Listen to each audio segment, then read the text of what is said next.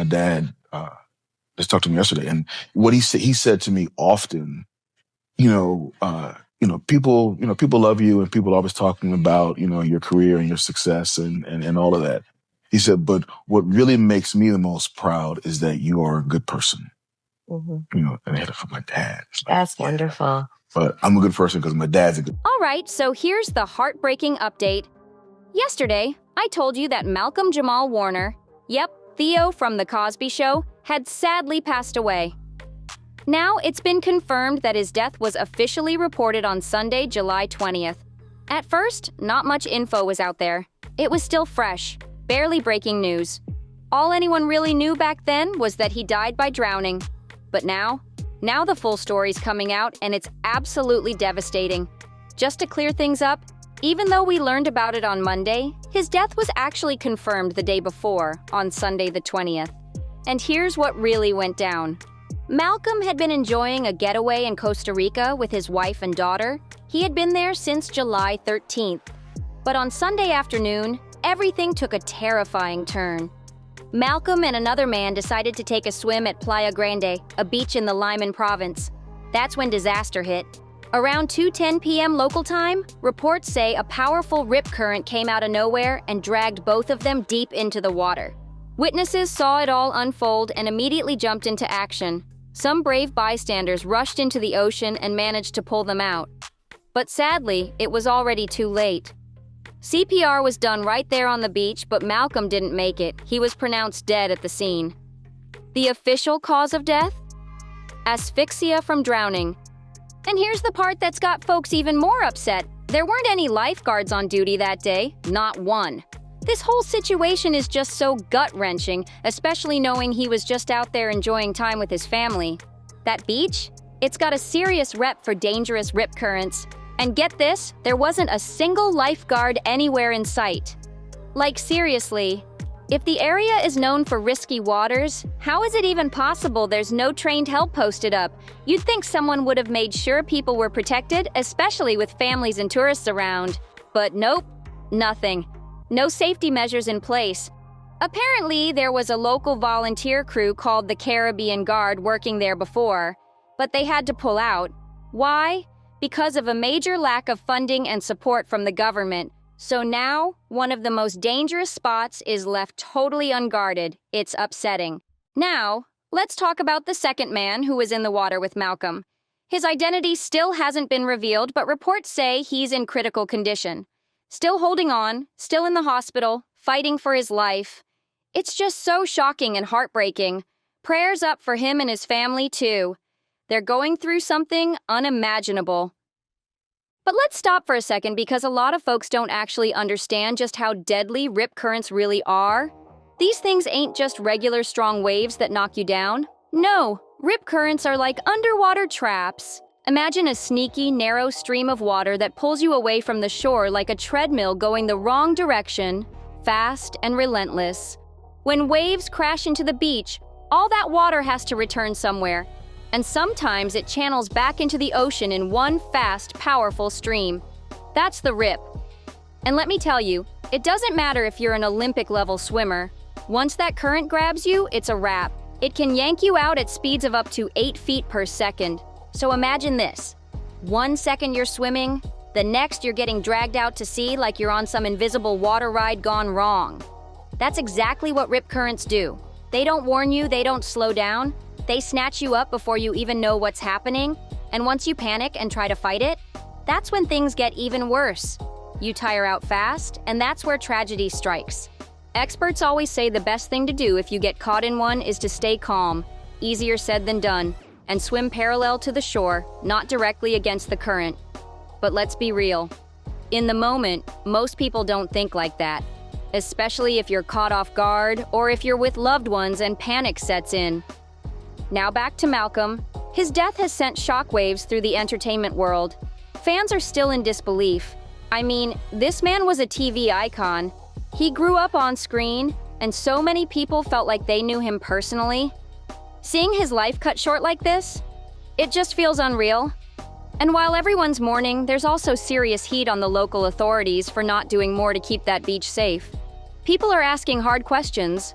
Why wasn't there funding for lifeguards in such a known danger zone? Why are volunteer groups being pushed out when they're the only ones actually protecting people? This isn't just a sad accident, it's a wake-up call. A real reminder that nature doesn't play fair and safety can't be optional, especially in places where tourists and families go to relax. So Bill Cosby has reacted to the death of Malcolm Jamal Warner, stating that it feels just like when he lost his own son. Cosby's representative, Andrew Wyatt, tells TMZ when Bill got the call that Warner died on vacation in Costa Rica, it reminded him of being in the studio filming The Cosby Show in January 1997, when he got a call informing him that his son, Ennis Cosby, was shot dead in a failed robbery attempt. Wyatt says the news of Malcolm Jamal's death hit him the same way as Ennis's murder. The two used to play together when they were younger and were amazing together. Apparently, Bill last talked to Warner when he was excited about a big concert in Minneapolis and felt like he was changing the world. Bill also remembers the time Malcolm Jamal visited the Cosby family property in Massachusetts and made Bill's relatives laugh harder than ever. Overall, Bill said that he feels Malcolm made a lasting impact with his life and career that will continue to change the world, and he says every young man growing up in the projects back in the day wanted to be like Warner and to have a family like the Huxtables. I couldn't have said that better myself. All right, and before we get all the fucking way out of pocket, because we definitely on the cusp. We on the cusp of being out of pocket, for real, for real. When it comes to this Malcolm Jamal Warner situation, it's sad. It's a sad situation all around. That's literally my childhood. But the fact that y'all ignorant motherfuckers getting up here posting pictures of Malcolm Jamal Warner and Myra from Family Matters, a picture from 1776 of them together talking about, oh, he's with his long lost love again. Yep, you out of fucking pocket. Like, you out of fucking pocket, because y'all act like this man don't have a whole wife, not half a wife, a whole fucking wife and child that are grieving the loss of him right now, and you think that they want to look online and see him with another bitch that's also deceased? Out of fucking pocket. Grow the fuck. Look, I'm so sick of my people. Grand risings, and good afternoon, depending on what part of the world you're in when you see this video. We lost a very important, motivating, inspiring, educated, well-spoken, and well-beloved actor, but most importantly, person in our black community, and Malcolm Jamal Warner. This is sad. Condolences to his wife and his children. He'll always be Theo. 20 years from now, if the ball is still spinning, he'll always be our Theo. Always made us laugh as a child, and as an adult, he always represented the black image in excellence. And you are missed already. Won't even say you will be, because you already are. Peace and blessings to your family, and may you forever find peace and dwell with the ancestors. Peace and blessings. Hey y'all, good morning. So, as most of us know, Malcolm Jamal Warner has passed away. Took my breath away. It's really hard to wrap my head around that, because it's just like, huh? You know, there's some people you just think are staples in your life forever. And that's not always the case. I'm going to tell you, this is the second person that I know of personally. Well, I don't know Malcolm personally, but I had a person that I knew personally, and they were on vacation in Honduras for their mother's birthday. And they were out swimming and in the ocean, and he got caught in a rip current. And he was able to save his nephew, but he was not able to be saved. And they found his body 3 days later. So it is just crazy to know there are people, over 100 people that have died just even in this East Coast region where I am, due to rip currents. Listen, find out if you're an ocean dweller, if you love, because I love the beach, but I don't get into the ocean. If you're a person that loves the ocean, find out what rip currents are.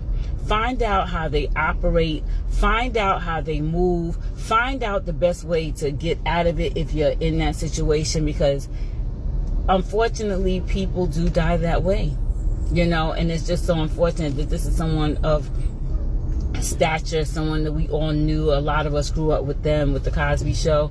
So take care of yourself out there, and I'll talk to you soon. Peace.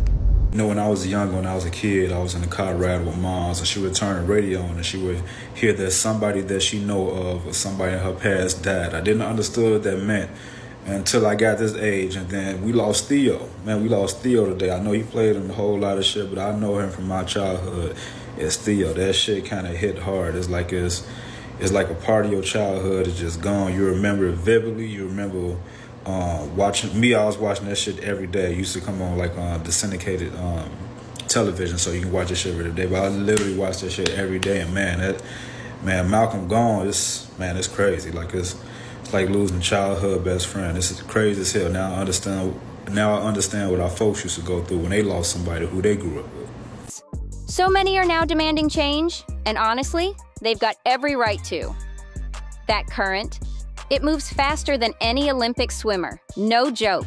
And when people get caught in one, their first instinct is to panic and fight it, trying to swim straight back to shore. But that's the worst thing you can do. It drains your energy fast, and before you know it, you're pulled even farther out. That's how people end up drowning, exhausted, helpless, and too far from help. The scariest part? You can't even see it. The ocean might look totally chill, like everything's calm. But right under the surface, that water's moving like a secret river, dragging anything in its path straight out to sea. Now take a look at this example. Experts have said it loud and clear. If you ever get caught in a rip current, don't fight it. You gotta stay calm, float if you can, and swim parallel to the shore, not toward it. Once you're out of the current's grip, then angle yourself back to safety. That simple move could save your life. And honestly, I didn't even know that myself until now. So I'm pretty sure Malcolm and the other man caught with him had no clue either. But now that you know, if you ever find yourself in that situation, you'll know what to do. What makes this whole thing even more painful? There were 0 warning signs posted that day. Nothing to let people know what kind of danger was hiding beneath the surface. No emergency crew nearby, no lifeguards, nothing. It was like this tragedy was just waiting to happen. And to know it happened to someone as kind and full of life as Malcolm? It's just gut-wrenching. This wasn't just a random accident. He didn't make some reckless choice. This was a setup for disaster, and no one was there to stop it. That beach? It was a straight-up ticking time bomb. And now we've lost someone who meant the world to so many people. This wasn't just some guy who played Theo on The Cosby Show. Malcolm Jamal Warner was a force. A Grammy-winning musician, a powerful poet, a talented director. He had his hands in everything. He had solid recurring roles on hit shows like 911, The Resident. And let's not forget his podcasting, his performances.